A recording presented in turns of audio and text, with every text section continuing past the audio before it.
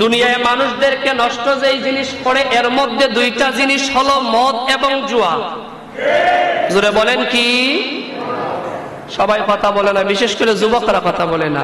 মদ এবং জোরে বলেন নাকি? মদ এবং দুনিয়া যেই জিনিস মানুষকে নষ্ট করে এই জিনিসগুলোর মধ্যে অন্যতম দুইটা জিনিস মদ এবং জোরে বলেন মদ এবং। আমরা দুনিয়ার অনেক যুবক দুনিয়ার আনন্দ উপভোগ করতে গিয়ে প্রবাস থেকে ডলার আসে, নিজে বাড়িতে বসে বসে পথে না হয় আপদে খরচ করে, ঠিক কিনা বলেন? প্রবাসে আপনার ভাই আপনার বাবা প্রবাসে রাতের পর রাত দিনের পর দিন হাড় ভাঙা পরিশ্রম করেন, কষ্ট নিবেন না। প্রবাসে তারা কিন্তু বাবু হওয়ার জন্য যায় নাই, তারা মালিকের গোলামি করার জন্য গিয়েছে। রাতের পর রাত দিনের পর দিন কষ্ট করে প্রবাস থেকে যুবক অর্থ পাঠাইলো, আর এই অর্থ দিয়ে আমার দেশের অনেক সোনার যুবক পথে নয় আপথে খরচ করে সমাজ নষ্ট করে। আল্লাহ রাব্বুল আলামিন কুরআনুল কারীমের মধ্যে বলেছেন, ওয়া মিন সামারাতিন নাখিলি ওয়াল আ'নাবি তাত্তাখিযুনা মিনহু সাকারান ওয়া রিজকান হাসানা। সুবহানাল্লাহ। আমার দেশে যারা মদ সেবন করেন মনে রাখবেন, মদকুর জুয়াকুর তাদের দোয়া কবুল হবে? কথা বলেন না হবে? আল্লাহ রাব্বুল আলামিন কোরআনের মধ্যে বলেছেন ইসলামের প্রথম যুগে মদ হারাম ছিল। কথা বলেন মদ হারাম ছিল? আমার দেশের সোনার যুবকরা এই দেশে যেই মদ সেবন করে এগুলো একেবারে থার্ড ক্লাস থার্ড কোয়ালিটির। মূলত মদের ব্যাপারে কোরআনুল কারীমে যে আয়াত আসছে, মদ হয় 5টা জিনিস থেকে। জোরে বলেন কয়টা? আবার বাহিরে গিয়ে বলবেন না যে হুজুর মদ বানানো শিখাইতেছে, কোরআনের কথাগুলো বলছি।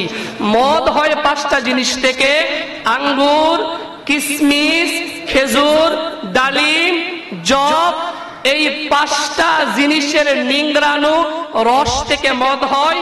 ওইগুলো সেবন করলে মানুষের শরীরের সক্ষমতা ক্ষমতা বাড়ে। কিন্তু আমার দেশে যুবকরা যে মদ সেবন করে ড্রাগ এডিক্টেড হচ্ছে, এগুলো আমার দেশের একেবারে পচা বাতের পচা পানি কিংবা কি জাতীয় জানি আঠা একটা জাতীয় আছে, এইগুলো খেয়ে যুবক সুন্দর সুদর্শন ছেলেটা দিন দিন জীর্ণ শীর্ণ শুটকির মতো হয়ে যায়, ঠিক কিনা বলেন? মুসলমান মনে রাখবেন, ইসলামের প্রথম যুগে মদ জায়েজ ছিল, হালাল ছিল। ওই জিনিস দ্বারা আমার দেশে মদ বলতে যে হিরোইন, ফেন্সিডিল, ইয়াবা, চরস, আফিং, বাম আরো কি কি জানি ব্যবহার করে, যারা খাই তারা বুঝবে। কিছু মানুষ থেকে শুনে বুঝলাম এই নেশাগুলো মানুষের আকল বিবেক পুরা সমাজটাকে ধ্বংস করে দেয়, ঠিক কিনা বলেন?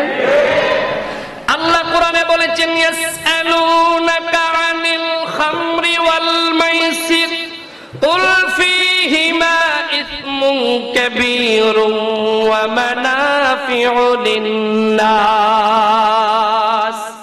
আল্লাহ বলেছেন, রাসূল শুনেন, মানুষ আপনাকে প্রশ্ন করবে মদ আর জুয়ার ব্যাপারে। কিসের ব্যাপারে? মদ আর জুয়ার ব্যাপারে। কুল, আপনি বলেন, ফীহিমা ইসমুন কাবীরুন ওয়া মানাফিউ লিন-নাস। এই মদ আর জুয়ার মধ্যে উপকারও আছে অপকারও আছে। উপকারও আছে, কথা বলেন না, উপকারও আছে। এখন প্রশ্ন করতে পারেন, হুজুর যেহেতু উপকার আছে তাইলে গ্রহণ করি, কোরআনে আসছে না? কথা বলে না, কোরআনে আসছে না? উপকার আছে, যেহেতু উপকার আছে তাইলে গ্রহণ করি। আমার দেশে যারা সিদ্ধি গাঁজা সেবন করে, ওই সিদ্ধি খুরদের একটা বক্তব্য হলো সিদ্ধি খাইলে বুদ্ধি বাড়ে। আসলে সুবুদ্ধি নয়, সিদ্ধি খাইলে কুবুদ্ধি বাড়ে, ঠিক কিনা বলেন? এত বুদ্ধি বাড়ে, তাল গাছের আগায় গরুর হাট, শাশুড়িরে খালাম্মা মনে করে, ঠিক কিনা বলেন?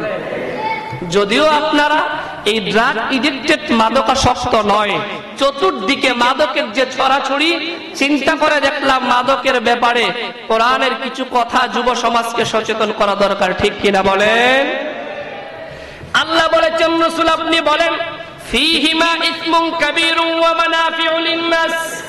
এইখানে যারা ড্রাগ এডিক্টেড মাদকাসক্ত ওই ব্যক্তিরা দলিল দিতে পারবেন। আল্লাহ তো কোরআনে বলেছেন উপকার আছে, আল্লাহ পরেই বলেছেন ওয়া ইসমুহুমা আকবারু মিন নাফঈহিমা।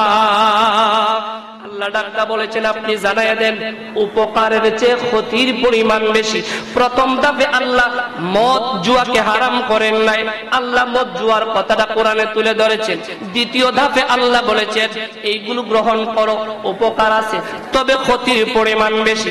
কেমন করে ক্ষতির পরিমাণ বেশি দেখেন, সুনান ইবনে মাজার হাদিস, হযরত আবু দারদা রাদিয়াল্লাহু তাআলা আনহু riwayat করেন, আল্লাহর হাবিব রহমতে আরবি আমাদেরকে একদিন ওসিয়ত করলেন।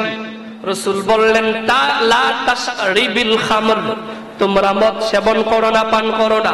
ফা ইন্নাহা মিফতাহু কুল্লি শাররিন, কারণ মদ এগুলো সকল অকল্যাণ অঘটনের অন্যতম চাবিকাঠি। রাসূলুল্লাহর এই হাদিসটা কত বাস্তব দেখেন। বনি ইসরাইলের সময়ে গোত্র প্রধান একজন লোক, সে ছিল ইসলাম বিদ্বেষী, ইসলামকে সহ্য করতে পারত না, মুসলমানদেরকে সহ্য করতে পারত না। ওই সময়ে বনি ইসরাইলের যুগের মধ্যে একজন বুজুর্গ আল্লাহওয়ালা দরবেশ ছিল। আল্লাহু আকবার। আল্লাহওয়ালা বুজুর্গ মানুষের খবর বনি ইসরাইলের গোত্র প্রধান জানলেন। জানার পরে ওই গোত্র প্রধান বনি ইসরাইলের দরবেশ মানুষকে তলব করলেন তার ভবনে। আমন্ত্রণ করার পরে বললেন তোমার আমি 4টা শর্ত দিলাম, 4টা শর্তের কোনো একটা শর্ত যদি মানো তাহলে মৃত্যুর হাত থেকে বাঁচতে পারবা, আর 4টা শর্তের কোনো একটা শর্ত যদি না মানো মৃত্যু নিশ্চিত। বুজুর্গ মানুষ বললেন বলেন 4টা শর্তকে। তিনি বললেন 1 নম্বরে তোমার মদ পান করতে হবে, 2 নম্বরে তোমার মানব হত্যা করতে হবে, 3 নম্বরে জিনা ব্যভিচার করতে হবে, 4 নম্বরে শূকরের গোশত ভক্ষণ করতে হবে। বলেন তো 4টা শর্ত সহজ না কঠিন? জোরে বলেন সহজ না কঠিন? 4টার কোনটাও কি মুসলমান গ্রহণ করার সুযোগ আছে? মদ কি পান করা যাবে? মানুষ হত্যা করা যাবে? অন্যায় ভাবে মানুষ ব্যভিচার জিনা করা যাবে? শূকরের গোশত ভক্ষণ করার সুযোগ আছে? দুঃখ হয় রে মুসলমান, বর্তমান সময়ে চতুর্দিকে চাইলে শুধু মানুষের লাশ আর লাশ দেখা যায়। এইখানে কোন, ওইখানে কোন, এইখানে লাশ, ওইখানে লাশ। ইসলাম এগুলো সমর্থন করে না। দরবেশ মানুষ চিন্তা করলেন 4টা শর্ত দিল, আমি মুসলমান, এক আল্লাহরে বিশ্বাস করলাম, আমি তো শূকরের গোশত ভক্ষণ করতে পারবো না। 3য় নম্বরে আমি জিনা ব্যভিচার করতে পারবো না। সমাজের মধ্যে জিনা আছে না নাই? কথা বলেন আছে না নাই? নিজের স্ত্রীর চেয়ে অন্য মহিলাদেরকে সুন্দর দেখায়, নিজের স্ত্রী রেখে রাতের পর রাত অন্য নারীর সাথে রাত কাটায়, এইরকম সোনার মানুষ আছে না নাই? এরা কি সমাজের সুদর্শন নাকি কলঙ্ক? জোরে বলেন নাকি কলঙ্ক? যদিও আপনারা ভালো মানুষ। ও মুসলমান, 3 নাম্বার কথা হলো জিনা ব্যভিচার করতে পারবে না, 2 নম্বরে মানব হত্যা করতে পারবে না।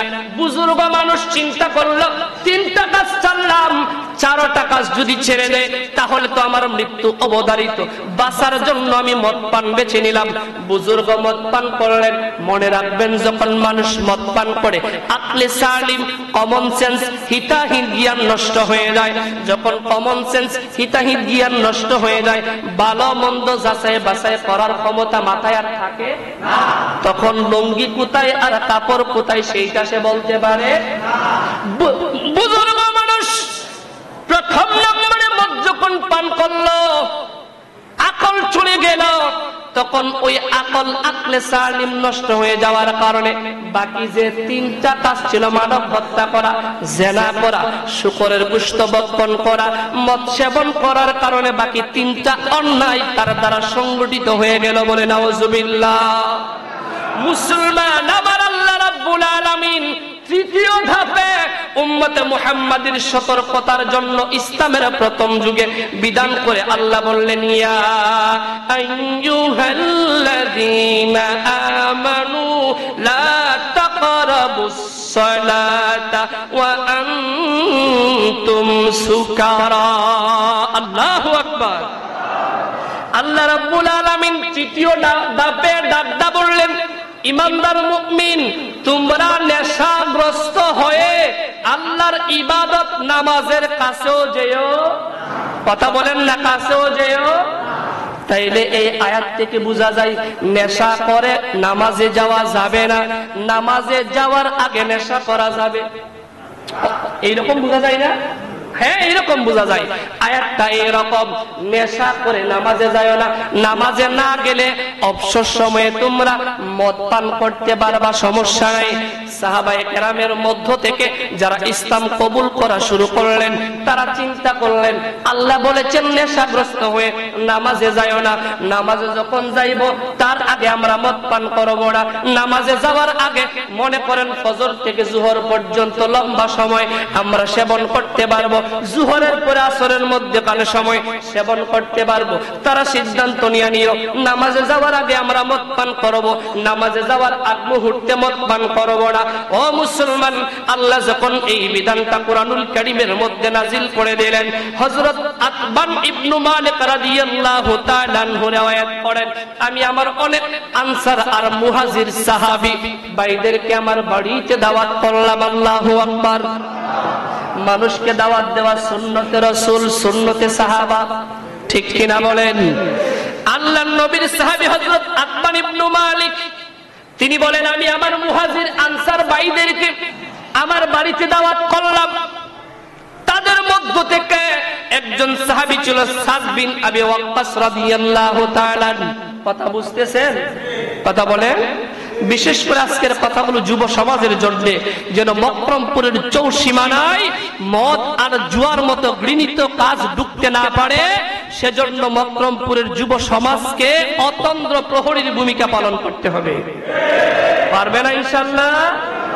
তবে যদি বেড়াই খেত খায়া নেই, যারা পাহারা দিবেন তারাই যদি বকবক হয়, তাহলে এই সমাজকে ঠিক করা সম্ভব হবে? মনে রাখবেন, যুব সমাজ চাইলে একটি তছনছ হওয়া ভাঙ্গা বিধ্বস্ত রাষ্ট্রকেও দাঁড় করাতে পারে, ঠিক কিনা বলেন? আমরা যুব সমাজ প্রতিজ্ঞাবদ্ধ হয়ে এই সীমানার ভিতরে মদ আর জুয়া ঢুকতে দিব না, ইনশাআল্লাহ। কথা বলেন ইনশাআল্লাহ। এটা কার জন্যে? সরে বলেন না, কার? নাকি আমার কথাই? তার কথাই। আল্লাহ রাব্বুল আলামিনের সাহাবী হযরত আতবান ইবনে মালিক তিনি বলেন, আমি দাওয়াত করলাম মুহাজির এবং আনসার। মুহাজিরদের মধ্যে একজন সাহাবী হযরত সাদ বিন আবি ওয়াক্কাস তিনি উপস্থিত ছিলেন। মুহাজির সাহাবী আনসারদের মধ্য থেকে আরবের নিয়ম অনুযায়ী একজন মুহাজির সাহাবী কাসিদা পড়তে লাগলেন, পঙ্ক্তি পাঠ করতে লাগলেন। পাঠ করতে করতে গিয়ে এক পর্যায়ে তিনি মুহাজিরদের গুণকীর্তন প্রশংসা করতে লাগলেন। আল্লাহু আকবার। মুহাজির যখন মুহাজিরদের প্রশংসা করলেন, আনসার সাহাবী যুবকের বরদাস্ত হলো না। তিনি বললেন, আমাদের ভূখণ্ডে আসলা, নিজেদের প্রশংসা করলা। দুইজনের মধ্যে বাকবিতণ্ডা শুরু হয়ে গেল, কথা কাটাকাটি শুরু হয়ে গেল, ঝগড়া লেগে গেল। এক পর্যায়ে আনসারী সাহাবী উটের গলার হাত দিয়ে মুহাজির সাহাবীর দিকে নিক্ষেপ করলেন, ছুঁড়ে মারলেন।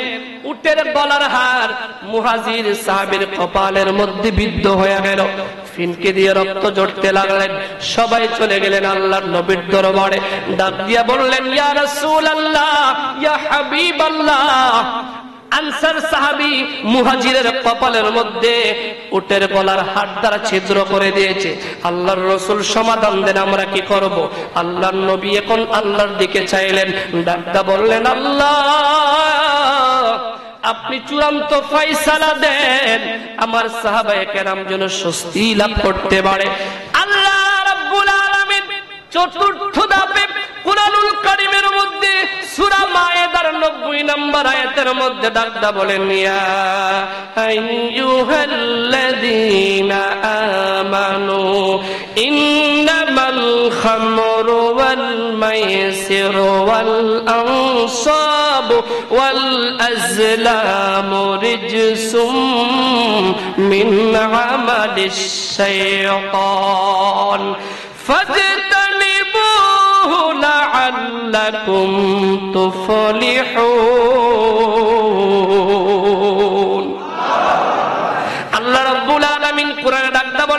ইয়া আইয়ুহাল্লাযীনা আমানু, রে ঈমানদারের দলেরা, ইন্নামাল খামরু ওয়াল মাইসির, নিশ্চয়ই মদ, জুয়া, মূর্তি এবং তীর দ্বারা ভাগ্য নির্ধারণ করা, রিজসুম মিন আমালিশ শাইতান, এই চারটা কাজ শয়তানের কাজ। জোরে বলেন কার কাজ? আওয়াজ দিয়ে বলেন কার কাজ? এক নম্বরে কি? মদ। জোরে বলেন কি? দুই নম্বরে জুয়া, তিন নম্বরে প্রতিমা দেবদেবী, চার নম্বরে তীর দ্বারা ভাগ্য নির্ধারণ করা। এই চারটা কার কাজ? যুবকরা বলো কার কাজ? জোরে, যুবকদের আওয়াজ হচ্ছে না, জোরে বলো কার কাজ? শয়তানের কাজ। আল্লাহ বলেন ফাজতানিবুহু, আল্লাহ নিষেধ করেছেন। মকরমপুরের যুব সমাজ নয়, মকরমপুরের এলাকার কমিটি নয়, অঞ্চলের কোন নীতি নির্ধারক নয়, রাষ্ট্র নয়, স্বয়ং আল্লাহ কোরআনে বলেছেন ফাজতানিবুহু, এইগুলো তরক করো লাআল্লাকুম তুফলিহুন, যদি সফলতা লাভ করতে চাও। একজন ঈমানদার মুমিন মদ, জুয়া, ভাগ্য নির্ধারক তীর আর প্রতিমার ধার ধারতে পারে? জোরে বলি পারে? জোরে বলেন না কার? এখন আপনি যদি মনে করেন আপনি মুসলমান, আপনি যদি মনে করেন আপনি মুমিন, আপনি যদি মনে করেন আপনি ইসলাম ধর্মের অনুসারী, তাহলে মদ আর জুয়ার দ্বারে দিয়ে যাওয়া যাবে? কথা বলেন না যাবে? এখন প্রশ্ন হলো, বলতে পারেন হুজুর লম্বা সময় যারা মদ আর জুয়ায় জড়ায়া গেছে, এইরকম আছে না? কথা বলেন আছে না? যারা লম্বা সময় মদ আর জুয়ার মধ্যে জড়ায়া গেছে তারা মুক্ত পাবে কিভাবে? আল্লাহ পাক তার বান্দাদেরকে মুক্ত হওয়ার সব রাস্তা উন্মুক্ত করে দিয়েছেন, বলি সুবহানাল্লাহ।